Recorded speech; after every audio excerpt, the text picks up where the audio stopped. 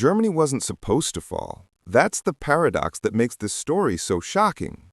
The country once praised as Europe's anchor of stability is now navigating a storm of economic setbacks, political fragmentation, and social tensions that few saw coming. And here's the twist. Many of the problems fueling this Germany decline were created during its strongest years. Success built a comfort zone, and that comfort zone slowly became a trap. In the last decade, cracks that were once invisible turned into full-blown structural fractures. A nation that symbolized discipline now struggles with bureaucracy. A country built on engineering excellence now fears deindustrialization. And the economic giant that kept Europe afloat now faces a German recession threat. Yet almost no one talks about the deeper forces behind this shift. Most people focus on headlines, not the long-term mechanisms quietly changing the country from the inside out. And if you stay until the end of this video, you'll understand not just what happened, but why it matters for the future of Europe, global markets, and even your own financial decisions. Because Germany's trajectory isn't just a national story, it's a preview of what happens when an economic model built for the 20th century collides with the realities of the 21st. So let's dig into the real narrative, the one hidden behind statistics, political speeches, and sensational headlines. Trust me, you'll never look at Germany the same way again. Germany's rise after reunification wasn't just an economic success story.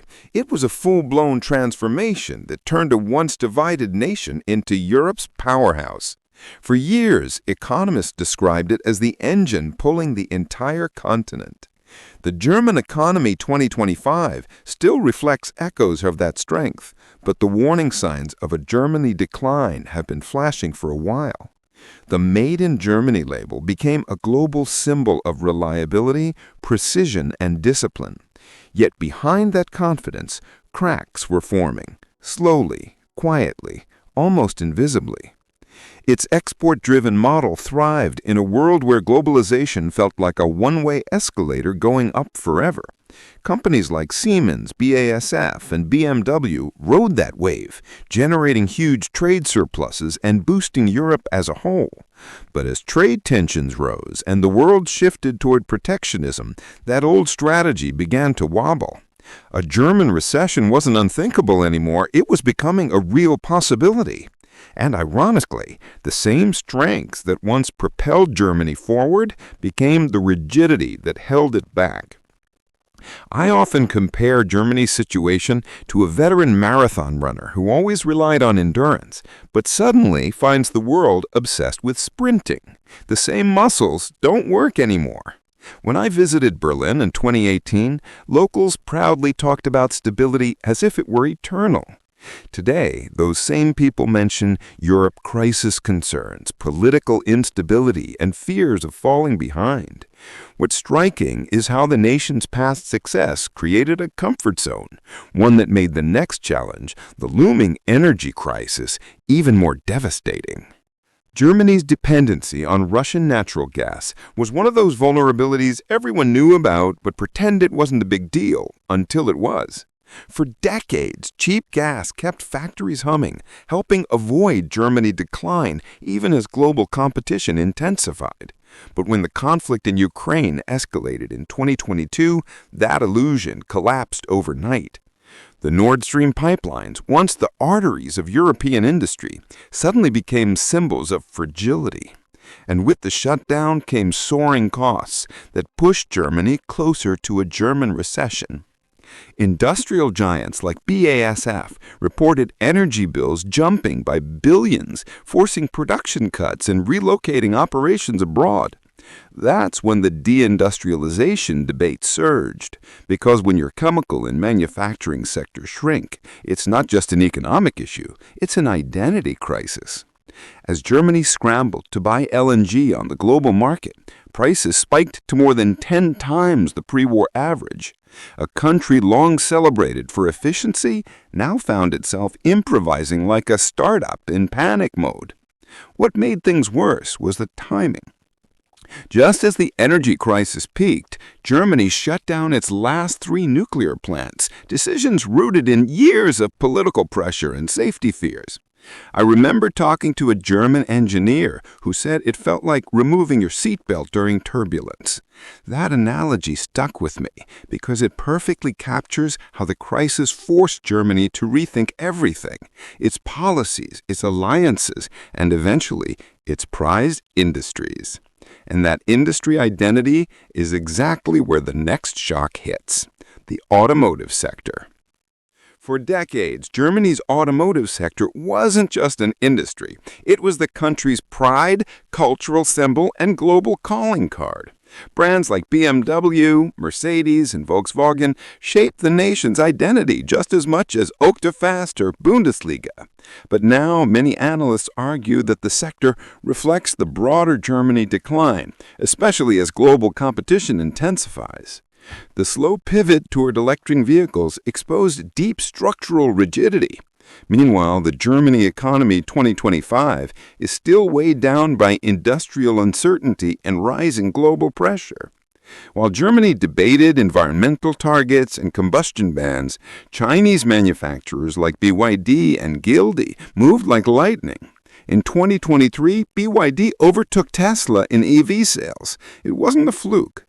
German car manufacturers, once unrivaled, suddenly felt outdated, burdened by legacy systems and high costs. News of Volkswagen announcing factory closures and thousands of job cuts was a symbolic punch in the gut. If the auto industry, Germany's crown jewel, feels the squeeze, it fuels fears of deindustrialization and long-term competitiveness losses. I remember touring a German supplier facility years ago and hearing workers talk confidently about the future.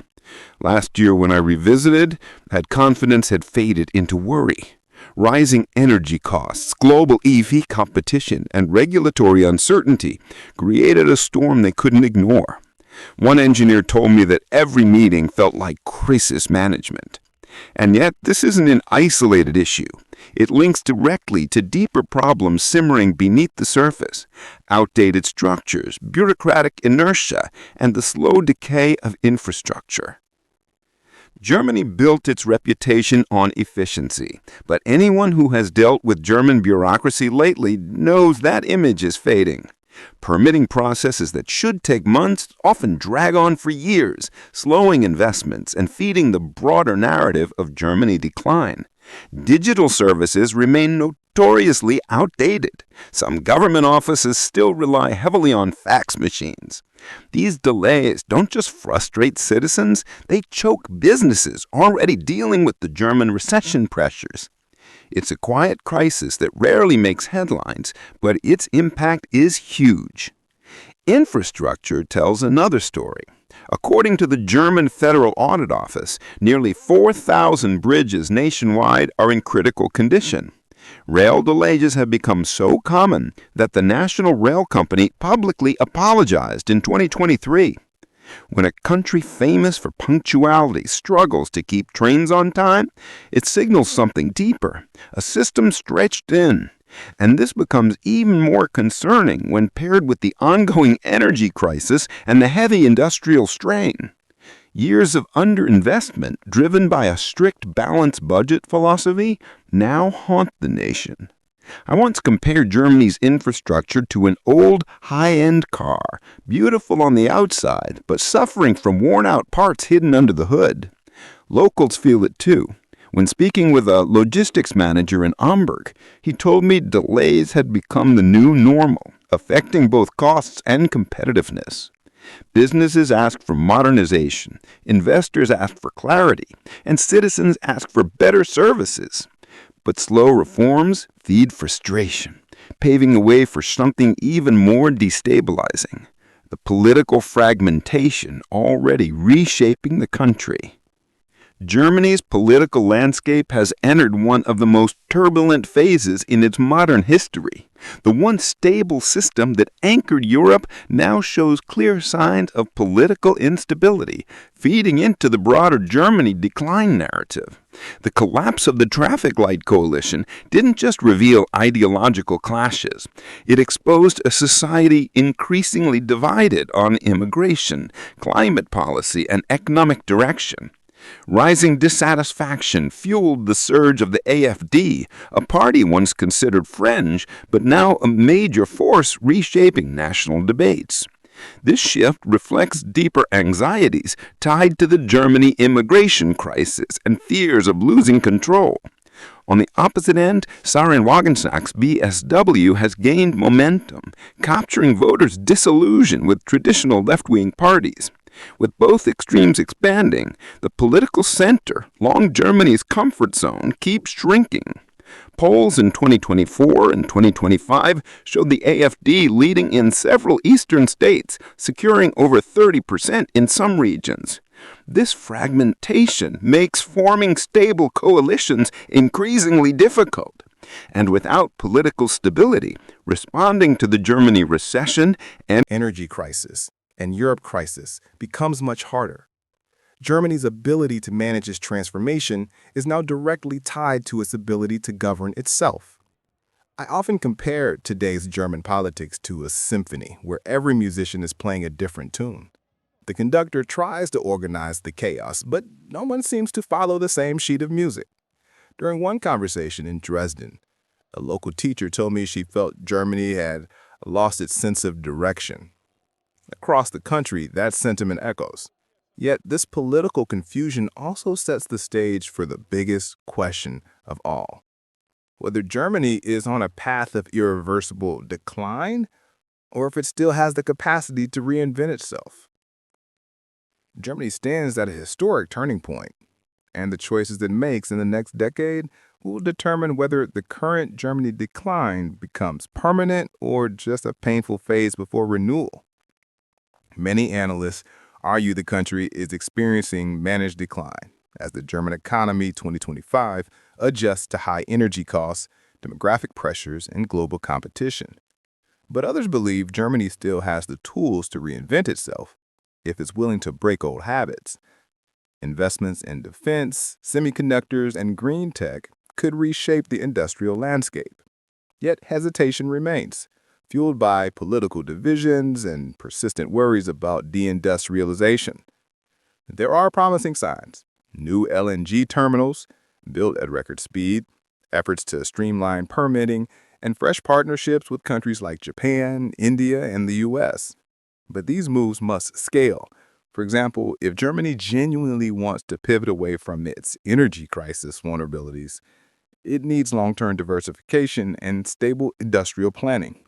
Policymakers should study successful transitions like South Korea's shift from heavy industry to tech and adapt them. Even ordinary citizens can engage by learning about modern markets. Books like The New Map or The Rise and Fall of Nations help make sense of these shifts. I often tell people that Germany reminds me of a company that grew fast, dominated the market, and then froze when the world changed overnight. Reinvention is possible, but only if it embraces the discomfort of transformation. When I visited Munich recently, young entrepreneurs tell me they still believe in the country's potential, just not in its current strategy. That generational divide highlights a bigger question that Germany must answer soon. Is it heading toward a slow unraveling or preparing for a bold reinvention that could stabilize its Europe crisis landscape? Germany's recent challenges aren't just isolated events. They're signals of a model reaching its limits. Yet, understanding this journey gives you something powerful: clarity. When you zoom out and look at the German recession, the energy crisis, political fragmentation, and the fear of deindustrialization, a full picture emerges. And that picture helps you recognize similar patterns in other countries, markets, and even your own long-term decisions. The real question now is simple: what do you think? Is Germany experiencing a temporary readjustment or a long structural German decline?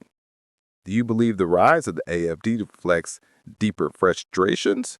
Or can Germany still reinvent itself and pull Europe back from a broader Europe crisis landscape? Your perspective matters, so share it. I'm genuinely curious about how you interpret this turning point. If this video helped you understand Germany's crossroads, then make sure to subscribe and turn on notifications so you don't miss the next deep dive. There's a lot more to uncover, and every video brings you closer to understanding the world with clarity, strategy, and context.